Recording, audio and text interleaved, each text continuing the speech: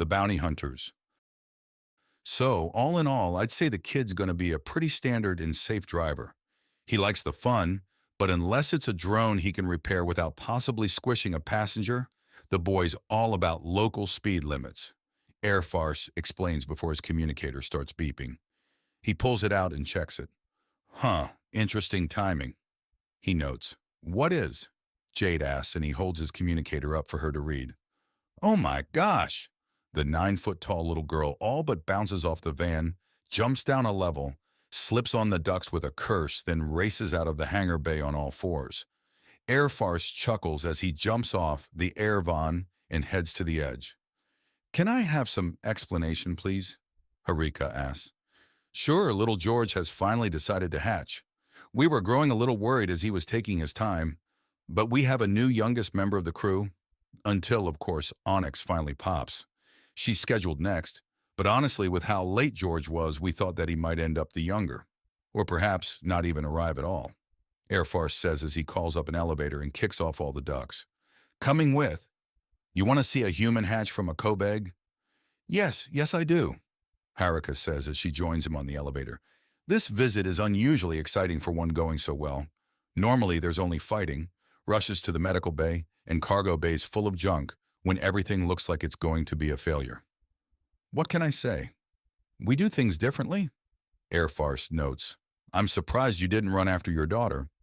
We're a bit of a distance away from the medical bay.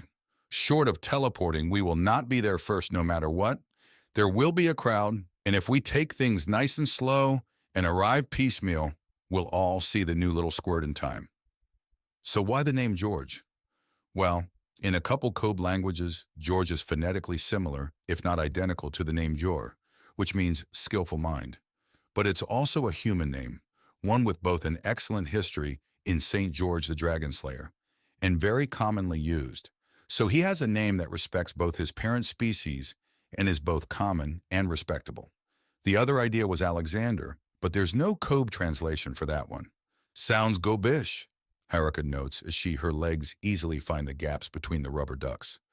Air farce is just sweeping his feet and moving them out of his way. For a gob, it translates in 4 languages to really fast motor, Air farce says. Of course the pilot man would know that. I can't refute that without lying like a rug.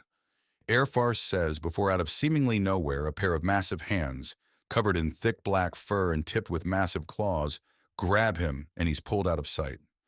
Harika turns to find that Air farce is over the shoulder of a pregnant Canador woman who looks both amused and exasperated.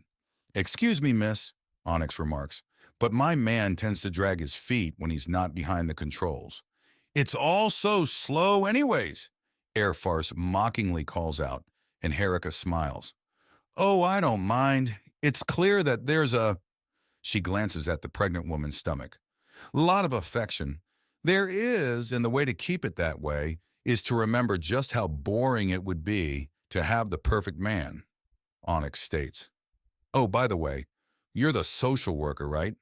I'm Onyx Mangowa Bravo, this Yahoo's wife. I'm Harika Spindle, and I must admit, it's unconventional, but something I really like seeing here, Harika introduces herself. Humans are like that, I find. You think you know all the right answers, then they give you 5 more that aren't wrong, Onyx says. Those are usually the best answers. Even if you don't go that way, it shows you more ways to get it right. Harika replies, Hey, can I be put down now, please? Your shoulder is digging into my stomach. Air farce asks, and Onyx shifts her carrying method from over the shoulder to a bridal style. Good enough. So, while we're walking towards medical to greet the newborn, do you have time to tell me about how things are going with Jade and how she gets along with Slytherin? And how you do? As much as I can, Onyx says. As for Jade, I was a little worried at first. She had a bit of a hard time bringing together the idea of her father being so much smaller than her, and she clung to me the tightest. Then she got into a slowly escalating prank war with her father that eventually dragged in half the ship and ended up with neither of them a natural color, and laughing so hard I thought they would never stop. Since then, she's been a massive daddy's girl. Victory! The child is mine! Air farce pumps a fist from his spot next to Onyx's cleavage. Anything else he has to say is muffled as she shifts her grip on him to push his face into her breasts. She can feel him proclaim that a victory as well as the elevator door opens. Can he breathe like that? Harika asks, and then Airfarce throws out a thumbs up. Okay then. So how about Slithern? If the biggest issue with Jade is whether she's more a mommy's girl or a daddy's girl, then that's just beautiful. But how is she with Slithern? And how are you with him? I heard something about him hitting you with electricity. He was having a bad session and I was still at the stage. I was petting him every time I saw him. Such a sweet boy, he needed reassurance. I accidentally gave him a lot when he dropped me like a bad habit with his taser fingers. It hurt. It was shocking in both literal and metaphorical ways, but I think it really helped him. I don't want it to happen again, especially when I'm this pregnant. But it did help him. Let him see some of the strength within. So it ended well, even though you threatened him? It was reflexive. A battle girl like me doesn't go down without at least swearing a few things, Onyx says and Harika nods. Makes sense. In Jade's relationship? Harika asks after the elevator they got on arrives on the right floor. They're in the middle of a prank war, and their occasional horror movie marathon will usually end with Slithern and Jade tangled up together as they sleep. It's adorable, and if they don't end up as basically siblings, they're liable to marry at this rate. Also, do you know what Slithern's latest move is? We know he did something, but not what. Well, he hid Jade's helmet in the workshop without moving it. At least, he claims to have. I don't know for certain. Harika says, and Onyx considers as Airfarce slips out of her grip and lands easily on his feet. He used ghost cloth, didn't he? Airfarce asks. He claims to have, but again I can't tell. That's ghost cloth, he says. If it starts going too far, I'll poke my head in and solve it.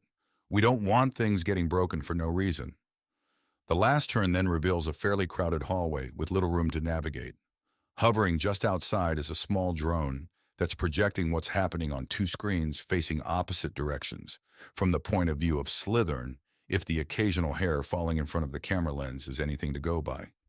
Come on, little guy. Work those legs, Airfarce cheers as the cracked egg wobbles more, and for just a moment separates enough to see a flash of pink skin. The membrane is unbroken, though, and the egg comes back together. Everyone holds their breath for a moment. Then a tiny leg pushes halfway out and the egg tilts over.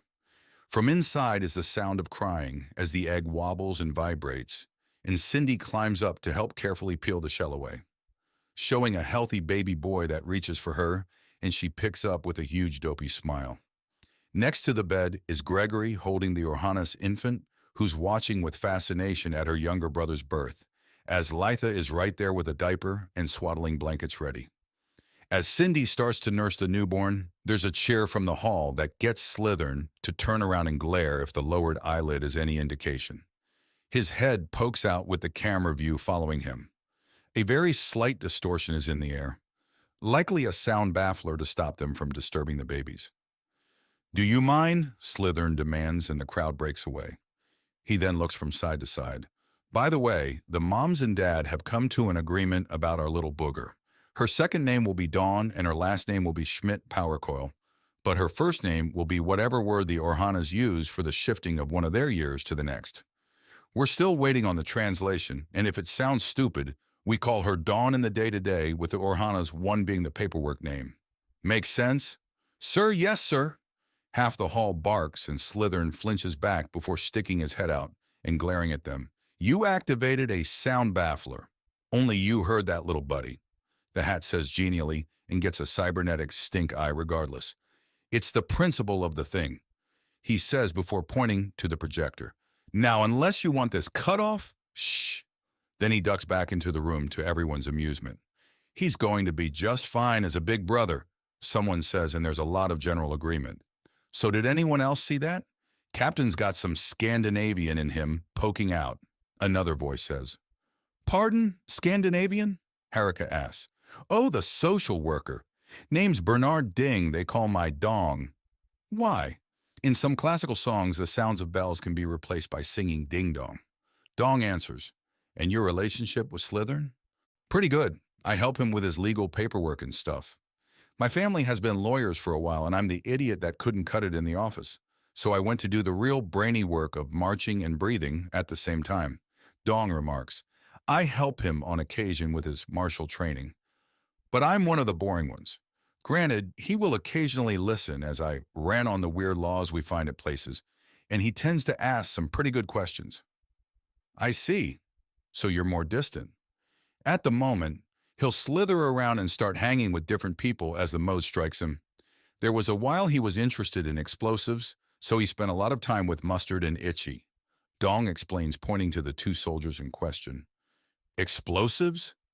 Calm down. We showed him how to dismantle them, and the ones he practices with were not hooked up to anything that could actually go boom. He got good enough at it. He started learning how to disarm bombs with drones, and that is a very useful skill. So you support his drone focus? Completely.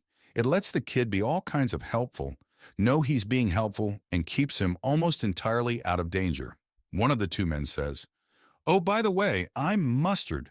I'm more the chemical expert with weapons, which means I taught him how to identify serious dangers with his scanning drones.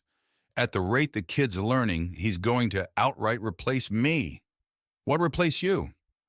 "Then who would we give all the mustard packets to Mustard?" The other indicated explosive expert, who must be Itchy by inference, asks, and he gets an elbow in the ribs from Mustard. "Anyways, I've taught him about more of the electrical and mechanical things. All three of us learned more about axiom detonations together, and he's got some good insights." "And are you fairly distant from him as well?" "We help and hinder during the prank wars, but Slytherin struggles to split his time with everyone, and he mostly wanders where his father and closer friends are," Itchy says. "Good kid, smart, pays attention, and is willing to talk back when it's needed. And when it's not, but nobody bats 1,000, Itchy remarks. "Bats 1,000s? Sports reference," Itchy says before the medical bay door opens again, and Cindy steps out carrying her now sleeping newborn. "Everyone, meet George Schmidt," she says, beaming up at all of them. "First human born on the Chainbreaker. First born in the Lablin Empire as well. Undaunted citizenship, no doubt. But if you want, I can get him a citizenship in the Empire as well," Herika offers. "Could you?" "I'd like to look a little closer into the Empire first." "Of course," Herika says. "Anyways, I'll scuttle off out of sight while you all have your happy moment." "I can wait."